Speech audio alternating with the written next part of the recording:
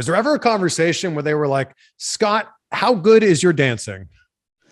No, they just said, hey, we want you to do this celebration dance with Rikishi after. And dude, still to this day, I have never danced in public as myself. Like, I'm terrified. Like, if, like you say, I skipped like my high school dances, maybe like a little slow dance with some girl as a teenage kid, but never like a fast dance. Like, I'm still like, so what you saw was me basically making fun of like the drunk white guy in the clubs, like who thinks he can dance at like 1 o'clock in the morning. That's what I was doing, And so I will say, like, I did get into the breakdancing, when breakdancing was big back in the 80s or whatever. And that's where I learned to do the worm and the backspin and the moonwalk and all that stuff.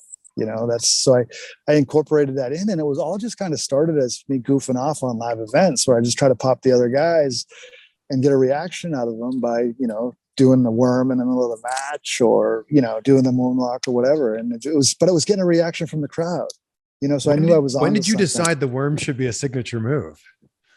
It was once Too Cool started. Yeah.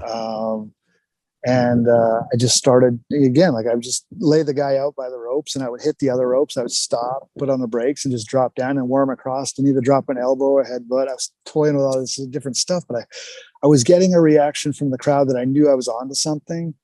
And then once they really started with the Too Cool stuff, I was just high, I laid the guy out and I was hopping to the other side of the ring. Just, that's how I started doing it. Then, there weren't 4 hops. It was just hop. And one night on Raw, Jerry Lawler said WORM. And then I asked him if he would keep doing that. And sure enough, a few weeks later, a month later, crowd was doing it along, Wow. So did you watch it back and see Lawler doing that and going, oh, yeah, that works? Yeah. I heard the playback. And then went to him and I asked him to keep doing it, so it's kind of crazy. Brian's dad is the one that helped get the worm over, Hey, it's Chris, and thank you so much for checking out this video on my CVV Clips channel. If you haven't subscribed yet, I'd be so grateful if you could do that right now. Don't worry, the main channel is not going anywhere. We've got full in-depth interviews on the Chris Van Vliet channel.